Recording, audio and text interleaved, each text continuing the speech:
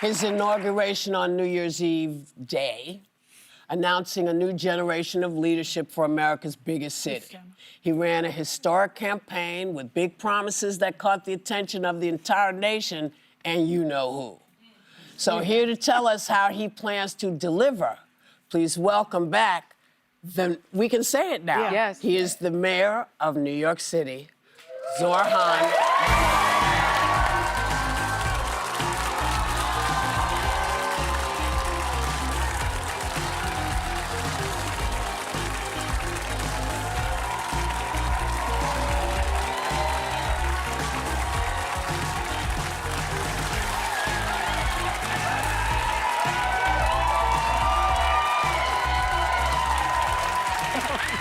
So, he's a regular. how you now. doing? He's becoming a regular. Long time no see. What's up? Anything new going on in your life? Pretty slow going. Yeah, just chilling. Clock in, clock out. I get you. It is lovely to be back. Good. Thank you So all for you've been on the job, for 3 weeks. Yeah. So what's it feeling like? I'll be honest, it feels incredible. Yeah. This is the dream of a lifetime. And we've always wanted to build a city government that moves as fast as New Yorkers do. When a New Yorker's trying to walk somewhere, you don't get in their way. Right. City government, it hasn't felt like that for a long time. So we've wanted to say that there's not going to be any problem too big or too small for us to address. So day one, we put bad landlords on notice right after that inauguration speech. Day 6, we fixed a bump on the Williamsburg Bridge. Day 8, we announced more than $1 billion in funding for universal child care. That was a huge bump, by the way. That was a huge bump. Where's that money coming from? That's coming from the state. And what that does is it allows us to fix universal child care for 3-year-olds and deliver it for 2-year-olds. We actually have a mother in the audience, Mallory, who is here with us and who, when the announcement was made, texted her husband to say, it might be time for a second kid. And I think so often we think that these are decisions families are making on their own, but really we're giving them no choice when we say that childcare costs $25,000, $26,000 a year. Now it's something that they can actually get for free. Right. So, good for you. So, Mr. Mayor, we all know you're a charm. It's more sincere than it sounds. No, but you are totally filled with charm, and the one who's really taken with you is Trump. I mean, and what's interesting is that you called him a fascist to his face, a dream I've always had, and with his blessing. And then we saw you, talking to him that day, and he seemed to be madly in love with you that day. There was a bromance roaming. And then now I understand that you're texting to each other. Can I see the text? I don't have my phone with me. We have right? Very, very convenient. Don't we have a clip of the meeting? So what's going on with you two? I think you're going to have, hopefully, a really great mayor. The better he does, the happier I am. I feel very confident that he can do a very good job. I think he's going to be. I think he is going to surprise some conservative people, actually. And I've been called much worse than a despot, so it's not that insulting. Are you affirming that you think President Trump is a fascist? I've spoken about... That's okay. You can just say yes. Okay. It's easier. It's easier than explaining it. I don't mind. So obviously you've gone for the charm offensive as opposed to Governor Newsom, who's on the attack. Now, maybe yours is going to work because we know he's totally egomaniacal and narcissistic, and anytime you compliment him, he likes you. Is that your intention?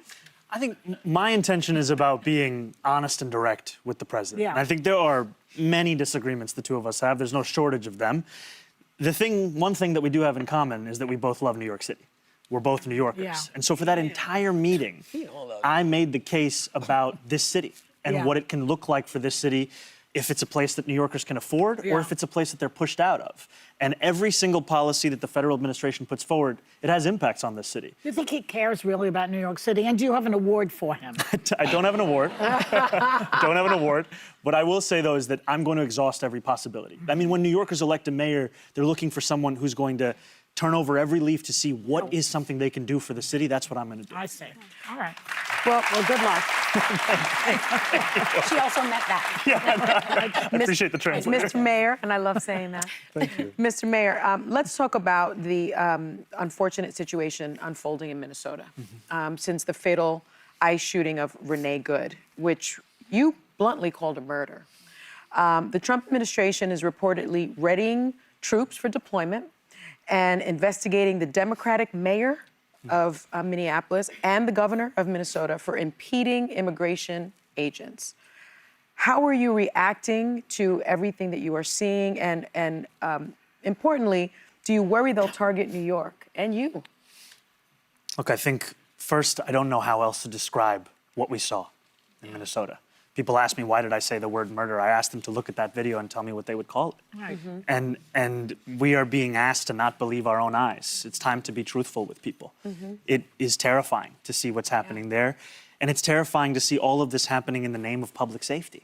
And I've said this directly to the president, that these ICE raids, they are cruel, they are inhumane, they do nothing to deliver that public safety. Right. In fact, what they do is leave a sense of fear amongst so many. Correct. And, you know, I represent a city of 8.5 million people. More than 3 million New Yorkers are immigrants. I'm one of them. And what we've seen this administration do is transform the very places that we used to associate with the American dream. You know, 26 Federal Plaza, you go there, your citizenship interview, you hope you can start to call yourself an American. Now it's the sign of the American nightmare. It's where people go there for what should be a routine immigration check-in. They don't know if they're gonna get detained or deported. And so my job is to stand up for those New Yorkers, stand up for every New Yorker, and to say that we're going to use every tool at our disposal to ensure that what we're seeing elsewhere is not what we see in this city. What if they send ICE agents here Well, that to New kind of York leads City? to my Are you question, because prepared? the president is threatening to cut off significant federal funding to New York City and other sanctuary cities next month, arguing you're protecting criminals. Now, is he trying to coerce you to cooperate with ICE? And how will you respond if he makes good on that funding threat? Well, what I've said is that our values and our laws, they're not bargaining chips. I'm not looking to have a negotiation with New Yorkers' lives. We're talking about sanctuary city policies. These are policies that used to be defended by Republicans and Democrats alike, ones that keep New Yorkers safe. And I've told the president this directly, which is that what we are talking about is not people who are convicted of serious crimes. We're talking about people whose crime simply seems to be being in New York City. And if they were to make good on this threat, it would rip the civic fabric of the city apart. And so we're going to use every tool, whether that means the tools of city government, the tools of the court, to make our case directly. They're trying that in Minnesota. It's not working. Yeah. They're overrun by these government agents. So what are we going to do? Masked agents. Yeah, I mean, I think, I mean, this is the other thing, just masked agents. Yeah.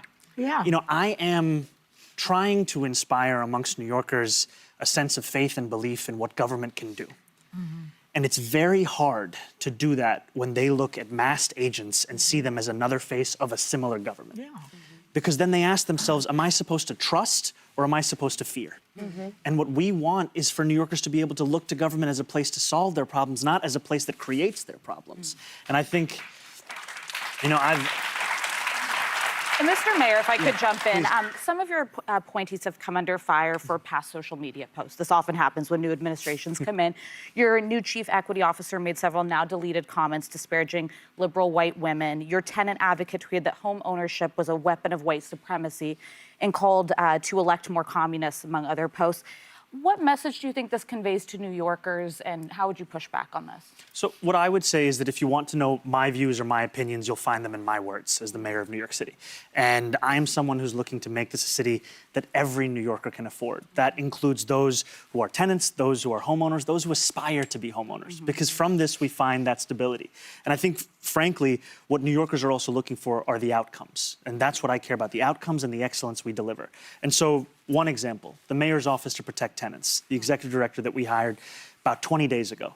In those 20 days, we have taken on a landlord that had more violations than I could count. And we have secured $30 million in guaranteed repairs for thousands of those violations.